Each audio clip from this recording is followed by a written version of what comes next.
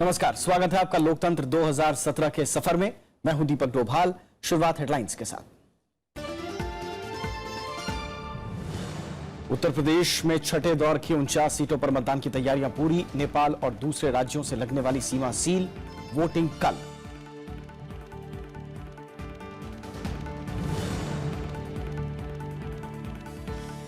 प्रधानमंत्री नरेंद्र मोदी ने की भ्रष्टाचार पर कांग्रेस और समाजवादी पार्टी की कड़ी आलोचना। कहा, देश की तरक्की के लिए पूर्वांचल का विकास जरूरी।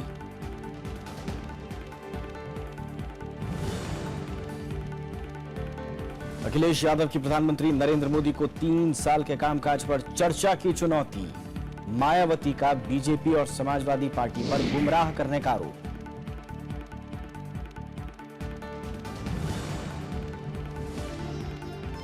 मणिपुर में पहले दौर के चुनाव के लिए पुख्ता सुरक्षा इंतजाम। चुनाव आयोग ने कहा, सभी राजनीतिक दल और संगठनों ने दिया निष्पक्ष मतदान का आश्वासन।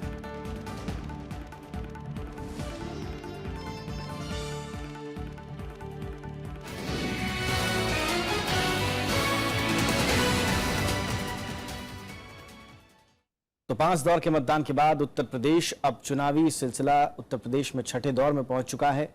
शनिवार को 7 जिलों की 49 सीटों पर शांतिपूर्ण और निष्पक्ष चुनाव के लिए निर्वाचन आयोग जोर शोर से जुटा हुआ है। संवेदनशील इलाकों में सुरक्षा के कड़े इंतजाम किए गए हैं और ईवीएम की जांच पूरी कर ली गई है। उत्तर प्रदेश में छठे दौर की वोटिंग के लिए सुरक्षा व्यवस्था चाक चौबंद कर ली गई है। प्रदेश के 7 जिलों में जगह जगह पुलिस गश्त लगा रही है और नाकों पर खास तलाशी अभियान जारी है। पड़ोसी राज्यों से सटी सीमा को सील कर दिया गया है, जबकि संवेदनशील इलाकों में अर्धसैनिक बल लगातार नजर टिकाए हुए हैं। किसी भी आशंकित खतरे को देखते हुए बड़े पैमाने पर एहतियातन कार्रवाई की गई है। चुनाव आयोग ने कई इलाकों में पर्यवेक्षकों को खास सतर्क रहने के लिए कहा है। लगभग सभी बूथ पे हम लोगों ने केंद्रीय बल लगाए हैं। केंद्रीय बल के अतिरिक्त पुलिस भी है और उत्तर प्रदेश पुलिस के भी लोग लगे हुए हैं। कई बूथों पे हम वेबकास्टिंग कर रहे हैं, कुछ बूथों पे हम वीडियोग्राफी कर रहे हैं, कुछ बूथों पे हमने माइक्रो ऑब्जर्वर लगा रखे हैं और कुछ बूथों पे हम स्टिल कैमरे के द्वारा उनकी फोटोग्राफी करा रहे हैं। इस दौर में 94,78,923 पुरुष, 78,06,416 महिला, 988 किन्नर समेत कुल 1,72,86,327 मतदाता मैदान में उतरे। कुल 635 उम्मीदवारों की किस्मत तय करेंगे। बीएसपी ने सभी 49 सीटों पर उम्मीदवार उतारे हैं, जबकि बीजेपी ने 45, समाजवादी पार्टी ने 40, आरएलडी ने 36 और कांग्रेस ने 10 सीटों पर उम्मीदवारों को टिकट दिया है।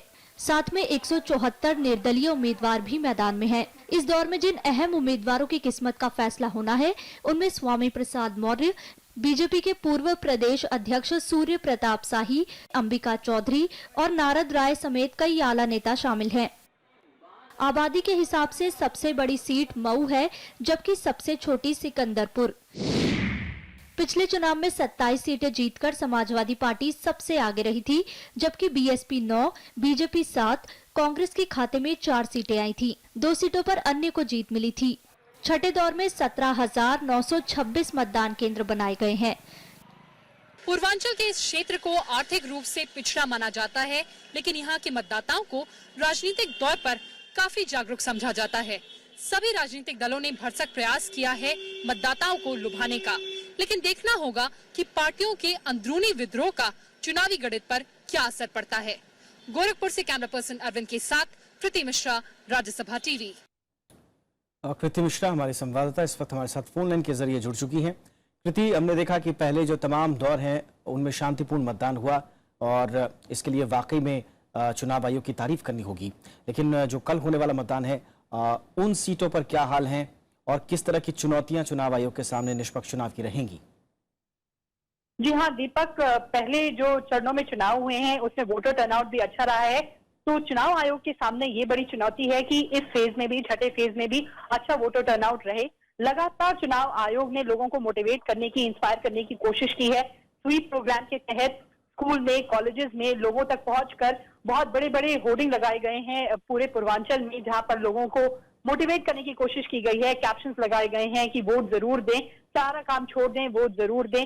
और सुरक्षा के खासकर इंतजाम काफी पुख्ता किए गए हैं। सेंट्रल पैरामिलिट्री फोर्सेस की कंपनी आ गई है, होम गार्ड जगह जगह पर तैनात हैं, जगह जगह पर चेकिंग हो रही है। नेपाल से भी बॉर्डर लगता है, तो वहां से भी सुरक्षा का इंतजाम काफी पुख्ता किया गया है। जो सेंसिटिव और जो वल्नरेबल पॉकेट्स हैं दीपक, वहां पर लाइव स्ट्रीमिंग, वेब स्ट्रीमिंग के जरिए लगातार वहां पर निगरानी बनाने की कोशिश की जाएगी कल, ताकि निष्पक्ष चुनाव हो सके। जी दीपक। और राजनीतिक लिहाज से तमाम सियासी दलों के लिए कितनी अहम है ये 49 सीटें कृति? जी देखिए, सारी ही पार्टियां, अगर हम 2012 की बात करें तो देखिए जिस तरह से समाजवादी पार्टी अव्वल रही थी। ये कहा जाता है पूर्वांचल में, दीपक, की बहुत फेमस मुहावरा है, कहावत है यहाँ पर, कि जिसने पूर्वांचल जीत लिया उसने उत्तर प्रदेश जीत लिया। तो लगातार सारी पार्टियां, आपने देखा होगा कि सारी पार्टियों के दिग्गज यहाँ पर काम करते रहे हैं, रैली करते रहे हैं, लोगों को रिझाने की कोशिश करते गए। और खासकर बीजेपी की जो साख है उस पर काफी दाव लगा हुआ है, क्योंकि देवरिया से यूनियन कैबिनेट मिनिस्टर हैं कलराज मिश्रा, जो कुशीनगर है वहां से बीएसपी के पहले टर्न कोट रह चुके और अब बीजेपी में शामिल हो चुके स्वामी प्रसाद मौर्य। अभी मैं जिस वक्त गोरखपुर में खड़ी हूँ, यहाँ पर योगी आदित्यनाथ का काफी यहाँ पर उनका हर जगह यहाँ पर बोलबाला है। तो उनकी साख भी, और खासकर आजमगढ़ जो समाजवादी पार्टी के जो नेता मुलायम सिंह, उनका पार्लियामेंट्री टर्फ है, तो उनके लिए भी ये बड़ी चुनौती है। और खासकर मायावती के लिए भी, क्योंकि दीपक लगातार वो बात करती आई हैं कि पूर्वांचल को एक दूसरा स्टेट बनाएंगी, डिवीजन करेंगी, उत्तर प्रदेश का 4 भाग करेंगी। तो ये सारे मुद्दे हैं, कहीं ना कहीं ये सारे मुद्दे इंपॉर्टेंट है। और जितने भी राजनीतिक दल हैं उनकी साख अब कल देखना होगा कि किस तरह से वो सामने आएंगे, वोटर सामने आएंगे और किस पार्टी को कितनी सीट देंगे। जी दीपक। बहुत बहुत शुक्रिया कृति इस तमाम जानकारी के लिए। प्रधानमंत्री नरेंद्र मोदी ने पूर्वांचल के विकास को देश की तरक्की के लिए अहम बताया है। मिर्जापुर में बीजेपी के लिए रैली करते हुए उन्होंने दावा किया कि प्रदेश में पार्टी बहुमत के साथ सरकार बनाने जा रही है। मिर्जापुर की रैली में प्रधानमंत्री ने अखिलेश यादव और कांग्रेस पर जमकर कटाक्ष किए। उन्होंने कहा कि प्रदेश में मौजूदा चुनाव कांग्रेस, बीएसपी और समाजवादी पार्टी के लिए कई झटके देने वाला साबित होगा। हर कोई कह रहा है उत्तर प्रदेश का यह चुनाव एक उत्सव है, उत्सव।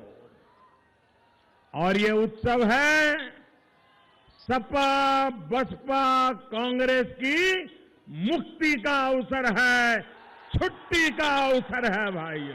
प्रधानमंत्री ने दावा किया कि 2.5 साल के उनके कार्यकाल में केंद्र सरकार को जनता का पूरा समर्थन मिला। उन्होंने कहा कि प्रदेश में बीजेपी की सरकार बनने पर पूर्वांचल का कायाकल्प हो जाएगा। मेरे मन में चित्र बड़ा साफ है। अगर भारत को आगे बढ़ाना है तो पूर्वी हिंदुस्तान को आगे बढ़ाना पड़ेगा।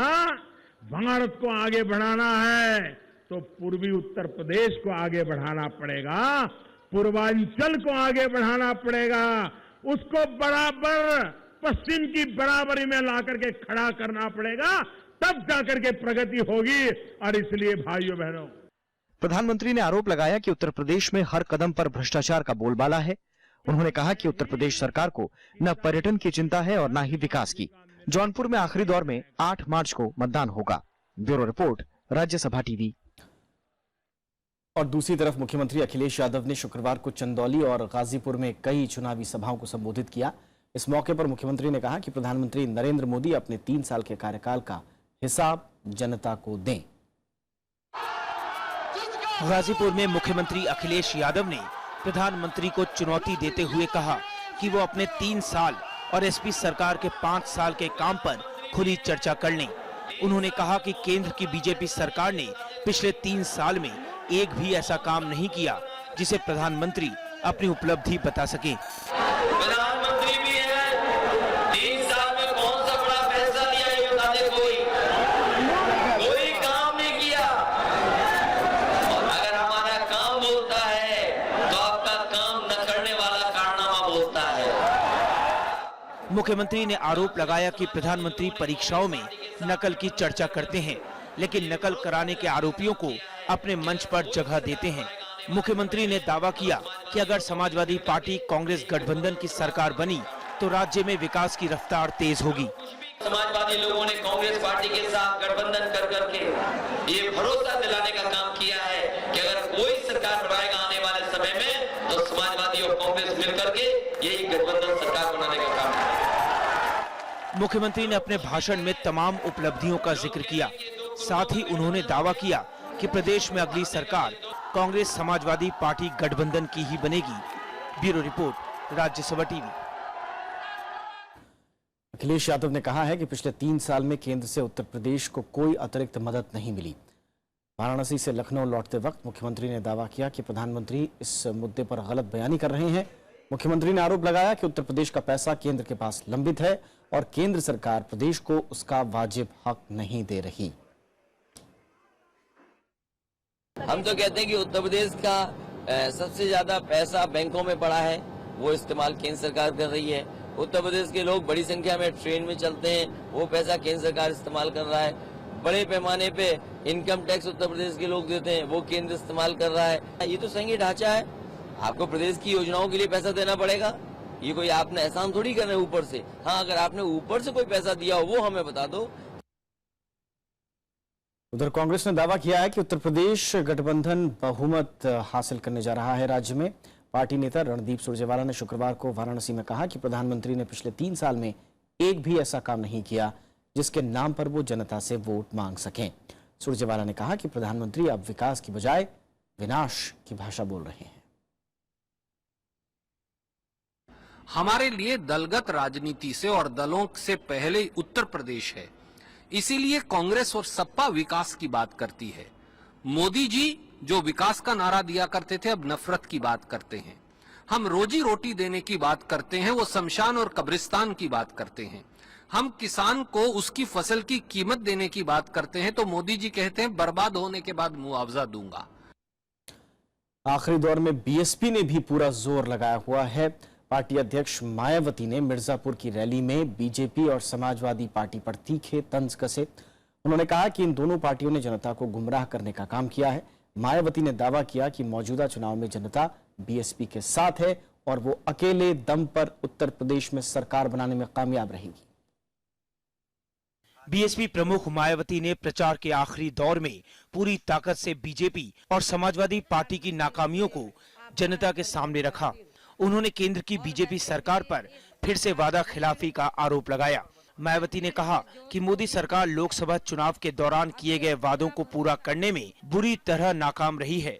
अल्पसंख्यक मतदाताओं को अपने पाले में करने के लिए मायावती ने खुली अपील की। मुस्लिम समाज के लोग अपना जो भी वोट सपा के उम्मीदवारों को देते हैं, तो फिर उनका वह वोट पूरी तरह से न केवल बेकार ही चला जाएगा, बल्कि इसका सीधा फायदा यहाँ बीजेपी को ही पहुँच सकता है। अपना एक तरफा वोट सपा को ना देकर केवल अपनी पार्टी बहुजन समाज पार्टी को ही देना है। मायावती ने अखिलेश सरकार के कामकाज को निराशाजनक करार दिया। मायावती ने कहा कि बीते 5 साल में उत्तर प्रदेश की कानून व्यवस्था लचर हो गई है। मायावती ने कहा कि अखिलेश सरकार विकास के कार्य के बदले प्रचार प्रसार पर ज्यादा जोर लगाती है। उन्होंने कहा कि सिर्फ बीएसपी ही प्रदेश की तरक्की के लिए कारगर साबित होगी। सपा व कांग्रेस गठबंधन के ऐसे दागी चेहरे को अपना वोट देंगे या फिर इसके स्थान पर इन्हीं सभी तत्वों का सफाया करके यहाँ हर स्तर पर कानून द्वारा कानून का राज कायम करने वाली अपनी एकमात्र बीएसपी की बेदागी चेहरे को अपना वोट देंगे। मायावती ने नोटबंदी और काले धन से लेकर गोरक्षा और लव जिहाद तक के मुद्दे उठाए। उन्होंने दावा किया कि बीएसपी के परंपरागत मतदाता पार्टी के साथ हैं, जबकि बड़ी तादाद में नए लोग पार्टी के साथ जुड़ रहे हैं। Bureau report, Rajya Sabha TV. Purvanchal का आजमगढ़ चुनावी लिहाज से बेहद महत्वपूर्ण जिला है। पिछली बार आजमगढ़ में 9 सीटें समाजवादी पार्टी ने जीती थी, जबकि बीएसपी के हाथ में 1 सीट आई। लेकिन इस बार क्या समाजवादी पार्टी ये प्रदर्शन दोहरा पाएगी? क्या जिले का अल्पसंख्यक मतदाता समाजवादी पार्टी पर भरोसा दिखाएगा? देखते हैं इस रिपोर्ट के जरिए। पूर्वी उत्तर प्रदेश का आजमगढ़ जिला, मुस्लिम मतदाताओं की बड़ी तादाद यहाँ राजनीतिक पार्टियों की किस्मत तय करती है। शहर में मदरसा और कॉलेज चलाने वाले आमिर रशादी मदनी ने 6 साल पहले एक राजनीतिक पार्टी बनाई, राष्ट्रीय उलेमा काउंसिल। पार्टी ने लोकसभा चुनाव भी लड़ा, लेकिन सफलता नहीं मिल पाई। मौजूदा चुनाव में उलेमा काउंसिल ने बीएसपी को समर्थन देने का ऐलान किया है और पार्टी का दावा है कि इससे हर सीट पर बीएसपी को बढ़त हासिल होगी। इस मरतबा कुर्बानी दे करके इन दोनों की साजिशों को नाकाम कर दिया जाए और वोट को किसी के साथ प्लस कर दिया जाए। तो अब ये वोट हमारा मुस्लिम समाज का ये प्लस हो रहा है उनके साथ। हर सीट पे बहुजन समाज पार्टी का 5 से 10 हज़ार वोट बढ़ गया।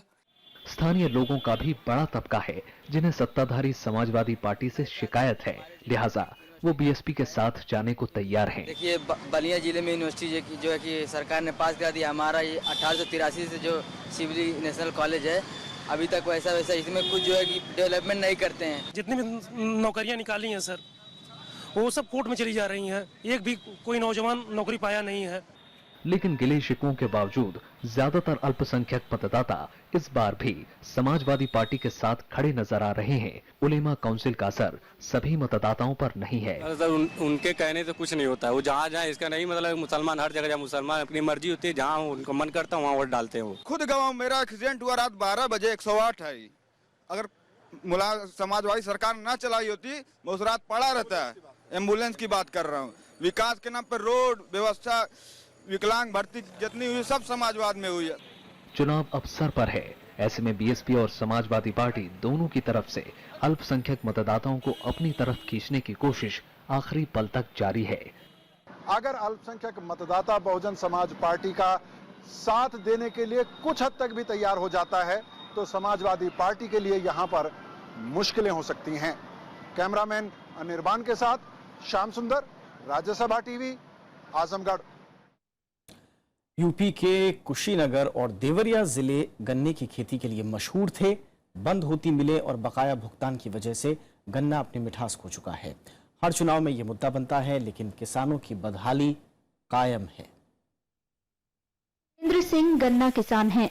कुशीनगर के रहने वाले सुरेंद्र गन्ना खेती की बढ़ती लागत और फसलों के घटते दाम से परेशान हैं। इस साल सुरेंद्र ने 12 एकड़ गन्ना बोया था, लेकिन फसल के दाम 40% तक कम मिल रहे हैं। सुरेंद्र परेशान है कि उनकी लागत कैसे वसूल होगी। सुरेंद्र ही नहीं, इलाके के तकरीबन सभी किसान परेशान हैं। हम लोग धान, गेहूं, आलू, तोरी ये सब फसलें बोते थे और उसी से गन्ने से मुंह हम लोगों का भंग हो गया। उसके बाद अब जा कर के थोड़ा गन्ने से अब प्रॉफिट होने लगा है। एक जमाने में इलाका चीनी मिलों के लिए मशहूर था। लक्ष्मीगंज, चिनौटी, रामकोला, कटकुइया और पडरौनी की चीनी मिल बंद हो चुकी है। इसने बेरोजगारी और किसानों की परेशानियों में इजाफा किया है। बंद पड़ी चीनी मिलों के लिए अगली सरकार के लिए चुनौती है कि इन मिलों को जल्द से जल्द जो है चालू करवा करके गन्ना किसानों की समस्याओं को दूर करें तथा साथ ही इनको अनुदान भी दें ताकि ये दूसरे फसलों की तरफ अपना मुख न मोड़े। इलाके में करीब 1 लाख परिवार गन्ने की खेती पर निर्भर है। किसानों की मांग है कि जो भी सरकार बने एक बार उनकी परेशानी को समझने की कोशिश करे। असली मुद्दे जैसे बंद होती हुई चीनी मिलें और किसानों की समस्या कहीं न कहीं हाशिए पर चली गई। अब अगली राज्य सरकार को केंद्र सरकार के साथ मिलकर गन्ना किसानों की समस्या को दूर करने का प्रण लेना होगा। कुशीनगर से कैमरा पर्सन अरविंद के साथ कृति मिश्रा, राज्यसभा टीवी। और अब बात मणिपुर की।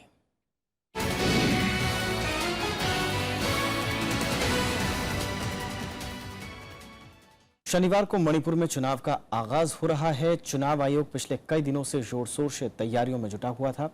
अब तक ईवीएम की जांच पूरी हो चुकी है और सभी इलाकों में सुरक्षा की व्यवस्था चाक चौबंद कर ली गई है।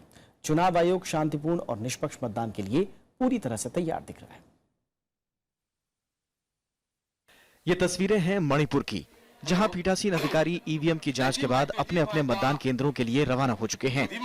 4 मार्च को पहले दौर के लिए मतदान की तैयारी अब आखिरी दौर में पहुंच चुकी है। इस दौर में प्रदेश की 60 में से 38 सीटों पर 4 मार्च को वोट डाले जाएंगे। लगभग 19 लाख मतदाता 168 उम्मीदवारों की किस्मत का फैसला करेंगे। चुनाव आयोग ने सभी पीठासीन अधिकारियों को निष्पक्ष चुनाव के लिए निर्देश दिया है। I was given a handbook of a book. Then we have a little training there. Then what we have instructed is that there should be 100% fair and what you call fair election. To follow all the instructions. Like sir, those taught in the training and also from the presiding officer's handbook. अशांत इलाका होने के चलते मणिपुर में सुरक्षा के कड़े इंतजाम किए गए हैं। प्रदेश के 1643 मतदान केंद्रों पर सुरक्षा के साथ साथ पारदर्शिता के लिए वीडियोग्राफी के खास इंतजाम किए गए हैं। हर मतदान केंद्र के लिए पुलिस के अलावा औसतन 5 अर्धसैनिक बलों की तैनाती की गई है। खतरे की किसी भी आशंका से निपटने के लिए सुरक्षा जवान पूरी तरह से मुस्तैद हैं। ईवीएम को प्रोटेक्शन करना है, ये है सरकार का जो हमको जो दिया है उसको निभराना हमारा कर्तव्य है बस। अच्छा, तो आप लोग बूथ के अंदर रहेंगे? हाँ, बूथ के अंदर जो है हमको जो इंस्ट्रक्शन मिला है उसका हम ये करेंगे। शांतिपूर्ण और निष्पक्ष मतदान के लिए मणिपुर में इस बार खास सॉफ्टवेयर का इस्तेमाल किया जा रहा है, जिसके जरिए सुरक्षा से लेकर गाड़ियों तक हर किसी पर नजर रखी जा रही है। This is a live CCTV recording for live CCTV recording for police checkposts and what's happening inside the police station and inside around the police checkpost. Election के दौरान व्हीकल को मैनेज करने में बड़ी मुश्किल होती है, उन्हें फ्यूल देने में मुश्किल होती है और कहीं ना कहीं इसका रिलेशन भ्रष्टाचार से भी है कहीं ना कहीं। तो जब आप इसे ऑनलाइन करते हो, हर चीज हमें पता है कि हमने किस पर्टिकुलर डेट को व्हीकल को रिक्विजिशन किया, किस डेट को रिपोर्ट किया, उसके ड्राइवर का नाम क्या है। मणिपुर में शनिवार को सुबह 7 बजे से शाम 3 बजे तक वोटिंग होगी। सूरज जल्दी ढलने के चलते यहां वोटिंग की प्रक्रिया पूरी कर ली जाएगी। मणिपुर में चुनाव आयोग ने अपनी तरफ से वो सारी व्यवस्थाएं की हैं ताकि व्यवधान रहित और हिंसा मुक्त चुनाव हो सके। अब मतदाताओं पर निर्भर करता है कि वे बड़ी संख्या में आएं और अपने नए विधायक और अपनी नई सरकार का चयन करें ताकि मणिपुर भी विकास के रास्ते पर तेजी से आगे बढ़ सके। राज्यसभा टेलीविजन के लिए कैमरा पर्सन प्रशांतों के साथ इम्फाल से अखिलेश सुमन। चुनाव आयोग को पूरी उम्मीद है कि मणिपुर में 2 चरण में होने वाला मतदान पूरी तरह से शांतिपूर्ण होगा। राज्य के मुख्य निर्वाचन अधिकारी विवेक कुमार देवांगन ने राज्यसभा टीवी से खास बातचीत में कहा कि राज्य के तमाम राजनीतिक दलों और संगठनों ने चुनाव प्रक्रिया को सफल बनाने में आयोग को पूरी तरह से आश्वस्त किया है।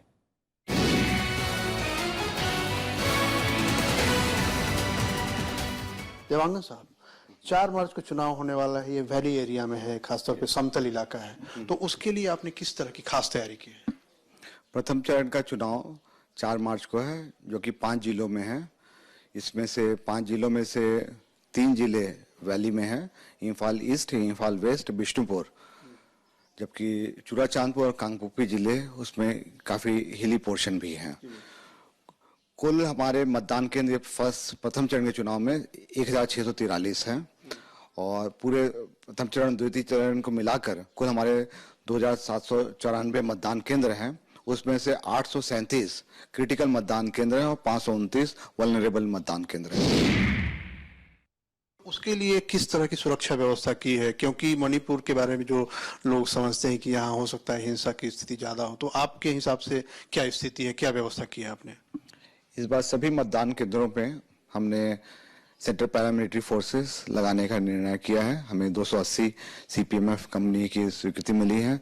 सारी कंपनियां मणिपुर आ चुकी हैं। इसके अलावा मतदान केंद्र में कोई गड़बड़ी न हो, हम उसे पूरी वीडियो रिकॉर्डिंग कर रहे हैं। इनफैक्ट इस बार के चुनाव में पहला ऐसा अवसर होगा कि पूरे 2794 मतदान केंद्र हम वेब स्ट्रीमिंग के माध्यम से कवर कर रहे हैं। में इकोनॉमिक ब्लॉकेट लगा हुआ है, तो क्या आपको लगता है कि उससे भी मतदान प्रक्रिया बाधित होगी? बाधित नहीं होगा। एक खुशखबरी मैं आपसे शेयर करना चाहूंगा, क्योंकि सभी राजनीतिक दलों में सभी सिविल सोसाइटी ऑर्गेनाइजेशन ने मतदान की प्रक्रिया में बाधा नहीं आने के लिए अपनी प्रतिबद्धता दर्शाई है। तो अभी तक किसी भी संगठन ने चुनाव को बायकॉट करने की बात नहीं की है, इसलिए चुनाव में इस पर कोई असर नहीं पड़ेगा। आखिरी सवाल, जनता और राजनीतिक दलों से आपको किस तरह का सहयोग मिल रहा है? मैं इस बात की खुशी है कि सभी राजनीतिक दलों का हमें पर्याप्त सहयोग मिल रहा है। जब से चुनाव की घोषणा हुई है 4 जनवरी से, हम प्रति सप्ताह राजनीतिक दलों के साथ नियमित रूप से बैठक कर रहे हैं, उनकी जो समस्याएं हैं उनका सुलझा रहे हैं। राज्यसभा टेलीविजन के लिए कैमरा पर्सन प्रशांतो कर्माकर के साथ इम्फाल से अखिलेश सुमन।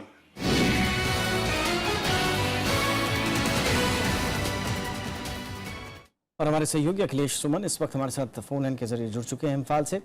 अखिलेश जी, बहुत अच्छी बात एक सुनने को मिली आपकी रिपोर्ट के जरिए कि जो तमाम संगठन हैं, राजनीतिक दल हैं, उन्होंने साफ तौर पर चुनाव आयोग से कहा है कि वो मतदान प्रक्रिया में हिस्सेदारी निभाएंगे और लोगों को भी कहेंगे कि वो मतदान करें।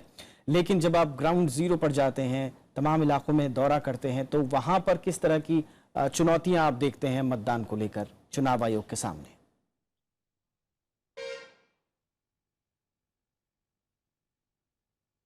देखिए, आश्वासन तो दिए हैं लेकिन छिटपुट घटनाएं कुछ हुई हैं। जैसे नगा पीपुल्स फ्रंट के एक उम्मीदवार के घर पे कल हमला किया, किसने किया किसी को पता नहीं। हो सकता है वो सिविल सर्विस कोई सोसाइटी ऑर्गेनाइजेशन हो, अंडरग्राउंड हो या उनके कोई विरोधी हो। एक लोक जनशक्ति पार्टी की गाड़ी को लोगों ने अगवा कर लिया, उसके बाद जला दिया, वो भी किसने किया किसी को पता नहीं है। तो ऐसी चिटपुट घटनाएं होती हैं, लेकिन अगर बड़े ग्रुप अगर करते हो तो वे जरूर यहाँ क्लेम करते हैं। अगर मान लो NSCN IM के किसी ने किया या कोई अन्य संगठन के जो आम संगठन है उन्होंने किया, तो वे क्लेम करते हैं कि हाँ हमने किया। लेकिन इस बार जो खास बात हुई है, पहले मैंने भी कई तरह के लोगों से बात की है, उन सारे लोगों ने या तो कोई कांग्रेस का विरोध कर रहा है या कोई बीजेपी का विरोध कर रहा है या कोई एक मुद्दे के आधार पे आगे बढ़ने की कोशिश कर रहा है, लेकिन सबने कहा है कि जाके मतदान में भाग लीजिए और अपनी जो आवाज है, अपनी आवाज और ये वाकई में एक शुभ संकेत है। बहुत बहुत शुक्रिया। वक्त की कमी है अखिलेश जी, आपका बहुत बहुत शुक्रिया। इसी के साथ इस बुलेटिन में इतना ही। नमस्कार। हमारे कैंडिडेट के ऊपर